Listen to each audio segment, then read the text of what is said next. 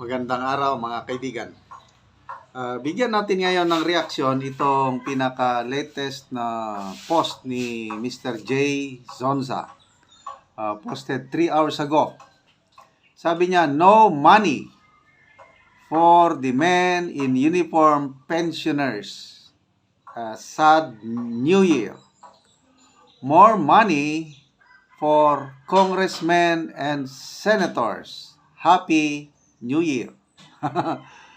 So, malungkot po ang bagong taon para sa mga men and women in uniform and even government employees. Yung magre-retire, Bakit? Explain ko mamaya. Bakit naman maligaya ang bagong taon ng ating mga lawmakers? Ito, keynote ni Mr. Jason sa yung post ni Major General Romeo Pukis. Ito, basahin ko. Money-making pork barrel projects ng ating kagalang-galang na mga kongresista. Okay. Ang pension and gratuity fund para sa mga empleyado ng gobyerno. Kabilang na ang mga nasa AFP ay binawasan ng 87.29 billion mula sa lahat ng alokasyon nito, sa original na alokasyon nito.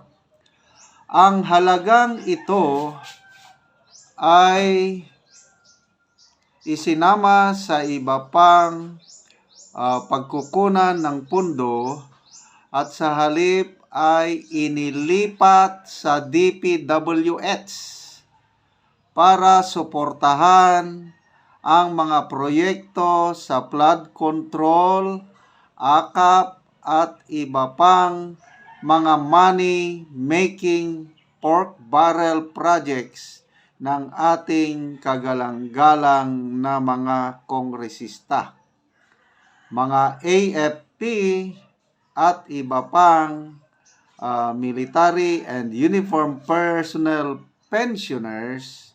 Sorry para sa inyo. Retired Major General Romeo Pukis. So, nangangamba ngayon ang mga magre-retire for this year.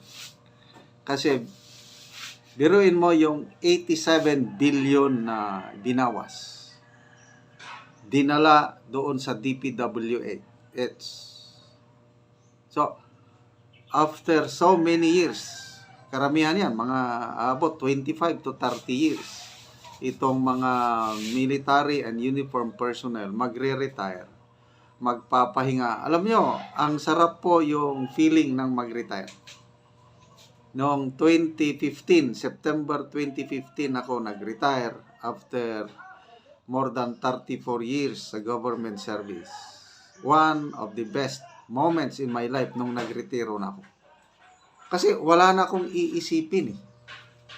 Tapos, may natanggap na lump sum. Meron pa kaming lump sum noon. 3 years. Yung pension ko for 3 years, nakuha ko lahat. So, first time kong nakatanggap ng ganong kalaki ng pera. Hindi naman sa kalakihan. Kaya lang, malaki na nag-enjoy kami ng wife ko ng medyo matagal-tagal kasi may magagamit na kami. Wala na kong isipin, matulog na kung hanggang kailan, mamasyal kung saan. Of course, ininvest din namin yung iba. Kaya lang, napaka-relaxing na ng buhay ng magre-retire. Kasi nga, may lump sum. 3 years. Ang alam ko ngayon, tinanggal na ata yung lump sum. Monthly ka lang na mag-pension. Wala ka na ngang lump sum, tapos alanganin pa kung may matatanggap kang monthly pension. Kasi nga, yung 87 billion na tinanggal sa pension and gratuity fund, maaapektuhan talaga ang mga magre-retire. Hindi lang men in uniform, pati na rin yung nasa government public service. Yun po. Kaya medyo malungkot nga ang New Year ng mga nagplanong mag-retire. And even sa mga hindi magre-retire sa AFP, medyo malabo pa rin kasi nga binawasan yung AFP Modernization Fund. Although, sa isang bagay, maligaya ang mga sundalo kasi nag-increase yung daily food allowance nila from 150 pesos, ginawa ng 350. Malaking bagay yan.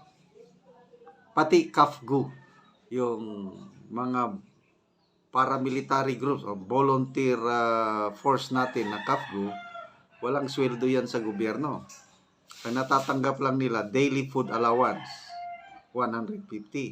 O ngayon, dahil nag-increase yung daily food allowance ng mga sundalo, kasama ang KAFGU. So, 350 per day sa isang buwan, more than 10,000 ang matatanggap ng isang KAFGU. Kaya, maligaya. Kaya lang, sa sundalo lang yan na pangkain. Hindi rin nila yan maiipon, mauubos pa rin. Kasi sa mahal ng bibilhin ngayon, kulang pa rin yun, yung 350 per day. Kung gusto mo talagang kumain ng todo, masarap. 100 per meal. Tama-tama lang, wala kang maiipon. Okay, so, ang masama, yung AFP modernization, binawasan. Sino ba yung nagsabi na si Senator Drilon atay nagsabi na it's an irony na very very alarming yung pambubuli sa atin ng China sa West Philippine Sea. Napakainit yung sitwasyon, kailangan natin bumili ng bagong armaments, bakit binawasan pa ang AFP Modernization Fund? So, yun po, medyo malungkot. Hindi lang mga men and women in uniform ang malungkot, pati na rin ang general public, yung prospect sa mga magkakasakit. Zero subsidy ang PhilHealth. So, anong mangyayari yan?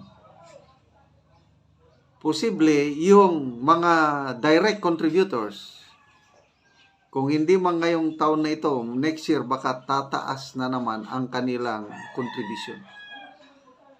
Kasi, ang mga indirect contributors, kagaya ng senior citizen, persons with disability, yung mga indigents, hindi nagko-contribute yan.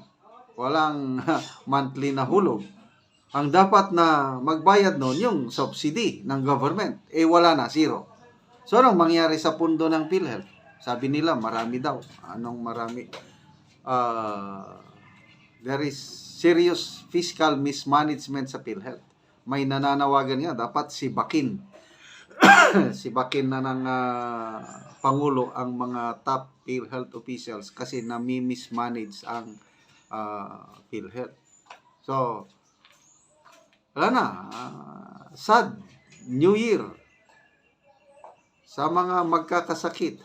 Lalo na ngayon, pati malasakit centers na dati ang dami nang natutulungan, ngayon, inalisan na ng pundo or iniba yung sistema.